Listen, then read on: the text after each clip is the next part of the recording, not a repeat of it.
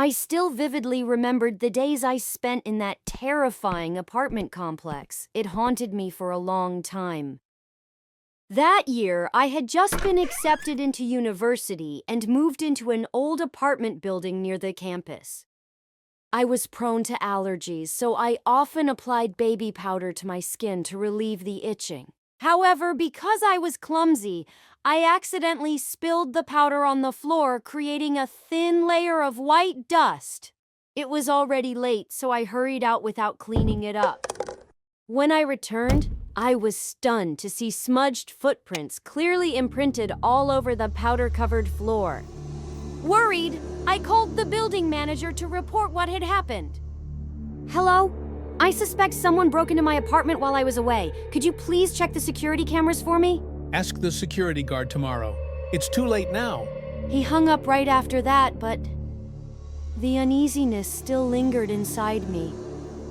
I got up and walked around the house, checking every corner to see if anything was missing. As I stepped out onto the balcony, a cat suddenly lunged at me and clawed my face. I screamed and stumbled back, a burning pain spreading across my skin. The cat growled, then leapt onto the neighboring balcony and vanished into the darkness. I clutched my chest, breathing heavily, telling myself it was probably just the neighbor's mischievous cat. That night, as I was sleeping, I heard someone calling my name. Who allowed you to sleep here? Get up. I jolted awake, only to find myself lying in the middle of a graveyard. In front of me stood a thin man with a furious expression, staring straight at me. In his hand, he held a sickle, ready to strike at any moment. Who are you? Why am I here? This is my home. Who gave you permission to lie here? As soon as he finished speaking, he raised the sickle and charged at me in a frenzy. I was so frightened that I turned to run, but tripped over a rock and fell to the ground. Before I could get up, the man was already upon me, the sickle raised high above my head.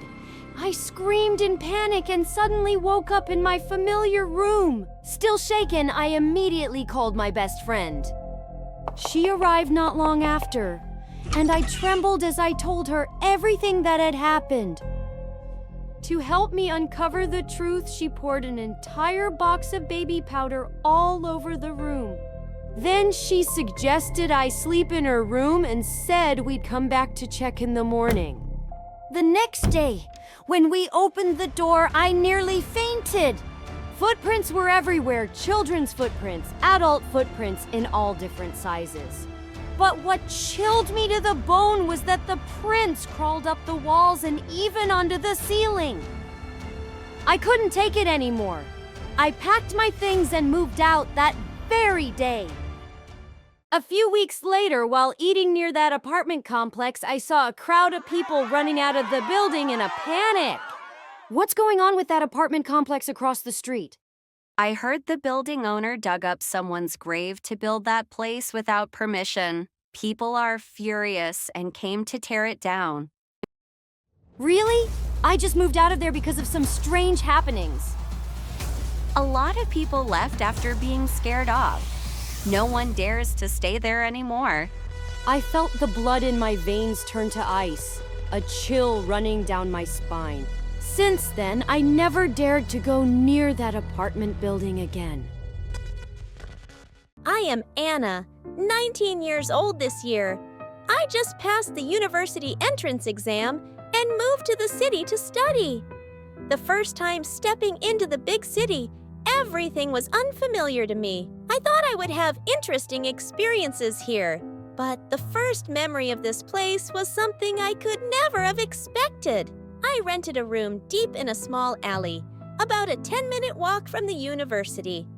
The dormitory is old, with peeling walls, a narrow and dark hallway. The landlady is a woman in her 50s, and she led me to a room on the second floor. At the end of the hallway, the small room appears before me with a simple wooden bed against the wall, an old study table, and a small window overlooking the hallway. This room is a bit old, but very clean and quiet. What do you think? I think it's quite nice. May I ask, is anyone staying in the room across the hall? That room is empty. No one has stayed there yet. You clean the room, and if you need anything, just call me, okay? I quickly tidied up the room, and once I was done, it was already dark outside. The dormitory was very quiet at night, and I could hardly hear the bustling traffic on the street.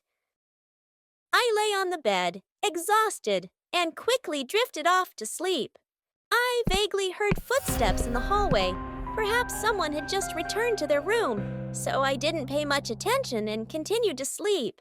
The next day, I was preparing the content for the presentation, and I was so focused on writing that I lost track of time. Pick up the phone to check. It's already 0000 p.m. Suddenly, I heard the sound of footsteps clattering in the hallway. I wondered who could still be walking around outside at this hour.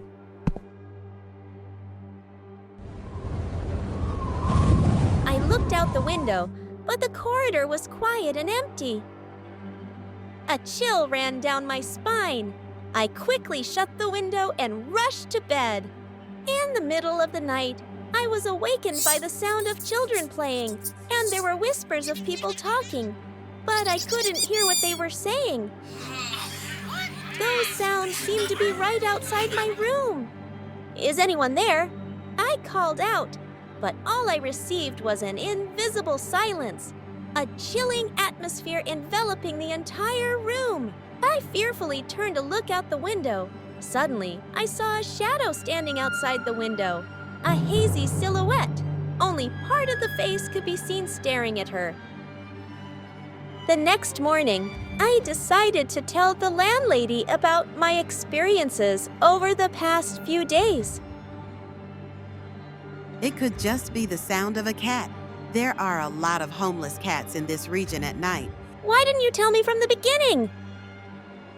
You must be so exhausted that you're only having nightmares. I wanted to leave this place, but finding affordable accommodation in the city was difficult.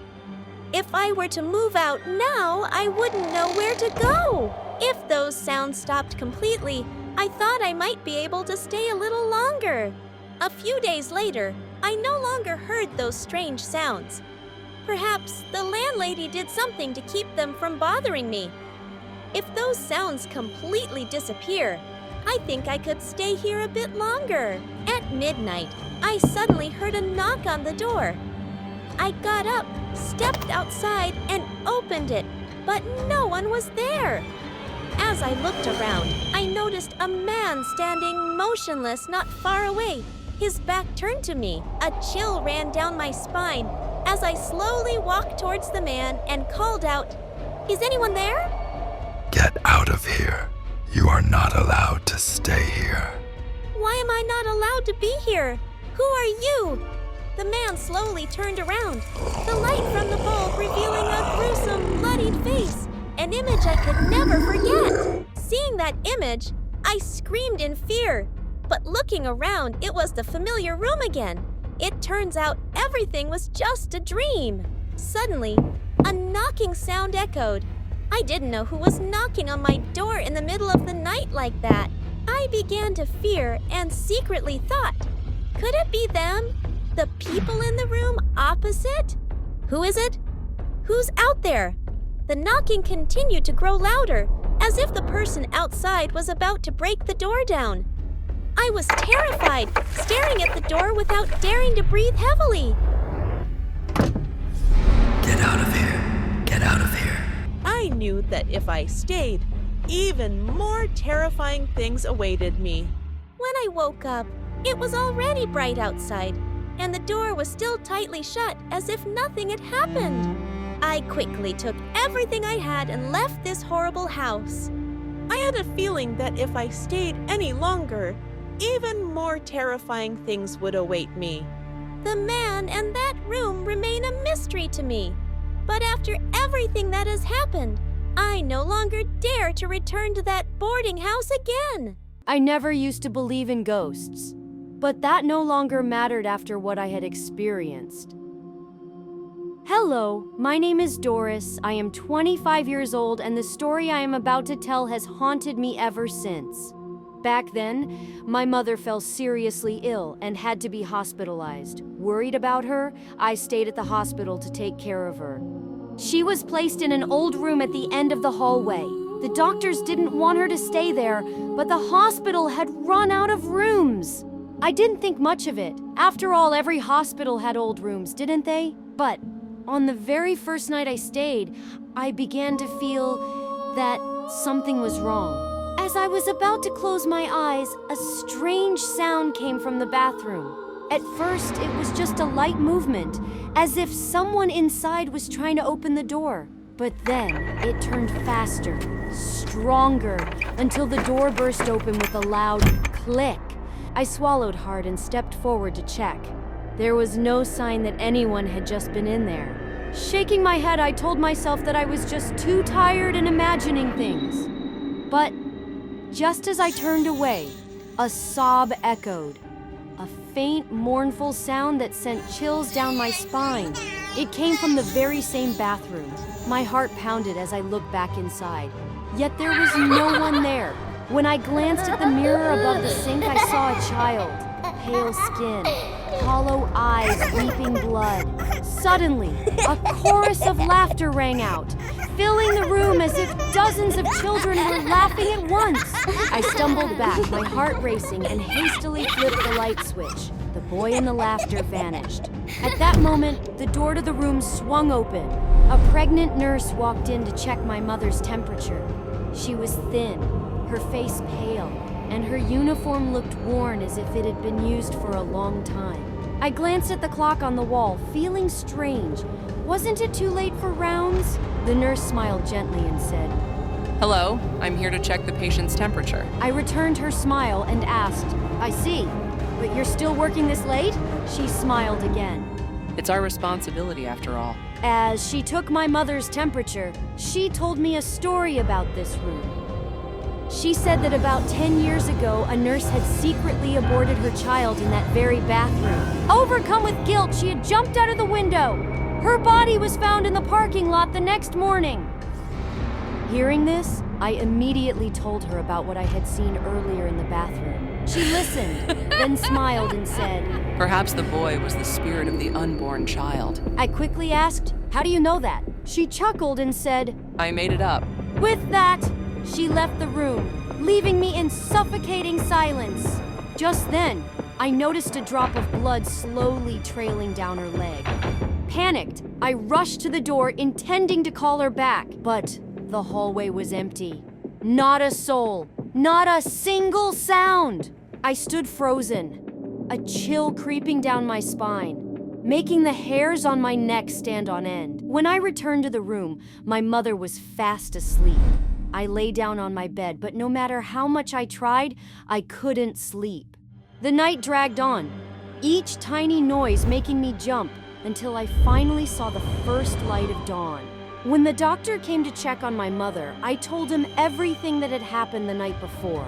He listened, his eyes thoughtful but not surprised. Then he said slowly, There have been many rumors about this room, but there is no pregnant nurse working at our hospital. My chest tightened, my mind swirling with confusion. Then who was she? A shiver ran through me.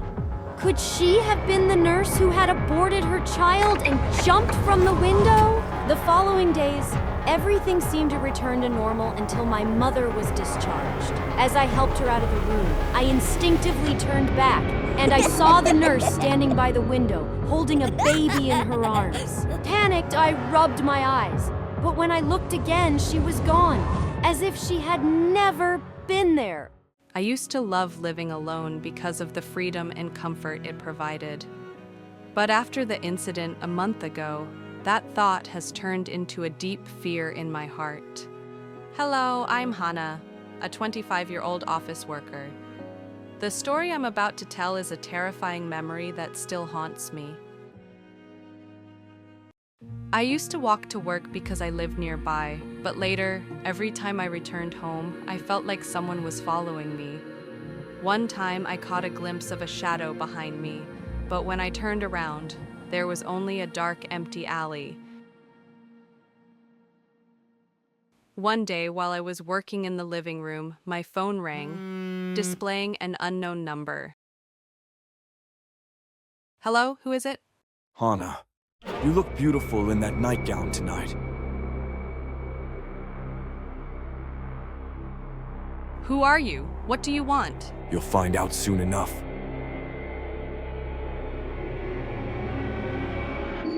A chill ran down my spine, but I bit my lip, trying to shake off the fear and focus on my work. Moments later, a sudden knock at the door made me jump. My eyes darted toward it, an indescribable unease creeping over me. Who is it? It's already this late. I went to the door and looked through the peephole, but I didn't saw anyone, just a long, empty hallway. Unease settled over me, and I sank into my chair, unable to concentrate on work anymore. Suddenly, I heard the sound of a key turning outside. Someone was trying to break in. My heart pounded, and before I could react, the door swung open. A man stepped in, his cold gaze locking onto me. A large scar marked his eyebrow. It looked familiar, but panic clouded my thoughts. Who are you? The man didn't answer. He just walked slowly toward me, pulling a small knife from his pocket. Don't come here, I'll call the police. He ignored me and kept advancing. Out of fear, I grabbed a vase from the table and hurled it at him. The man slightly tilted his head and raised his hand to shield his face. Seizing the opportunity, I quickly grabbed the phone from the table and dashed straight into the bedroom. My hands trembled as I tried to dial the police. Outside, his heavy footsteps stopped in front of my door. I suddenly realized that the police couldn't arrive quickly enough, so I had to find a way to save myself first. I hurriedly rushed to open the window. It was late at night with no one on the street, only the dim streetlights flickering in the dark. The lock trembled slightly, then the sound of metal clinking echoed through the tense atmosphere. There was no time to hesitate. I dropped to my knees and crawled under the bed. Right after that, the sound of the door opening echoed as the man's footsteps entered, each step slow but steady. I held my breath, lying still and waiting, hoping he wouldn't notice. As the man moved toward the window, I seized the opportunity and bolted for the door. I dashed toward the main door, but before I could reach it, he grabbed my hand and yanked me back. My whole body was thrown hard onto the floor. A sharp pain shot through me. I groaned softly, trying to prop myself up with my hands, trembling as I crawled backward. Don't waste your energy. You won't escape. I suddenly recognized the familiar voice. He was the pervert who had just been fired from my company. I never expected he would target me this time. Luke the pervert, stay away from me.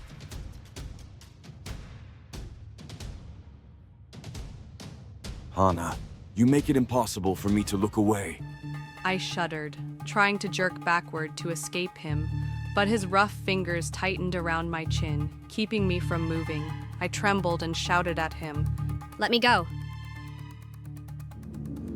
Don't rush, Hana. We still have plenty of time. My gaze suddenly stopped on the shards of the vase scattered on the floor. I quickly reached out, trying to touch the nearest shard. I tightened the shard in my hand, took a deep breath, and suddenly swung it up to stab his neck. He clutched his neck in pain, loosening his grip on me in an instant. Without hesitation, I staggered to my feet and ran towards the door. Just then, the police burst in. I scrambled behind them, panting, my terrified gaze locked on Luke. I stood there, my breath still rapid, my heart still beating irregularly. My legs felt like jelly after everything that had just happened. Finally, everything is over. After that incident, I moved to another area to live with a friend, no longer daring to stay alone. I hope that after this story, you will be more cautious, especially the girls who are living alone.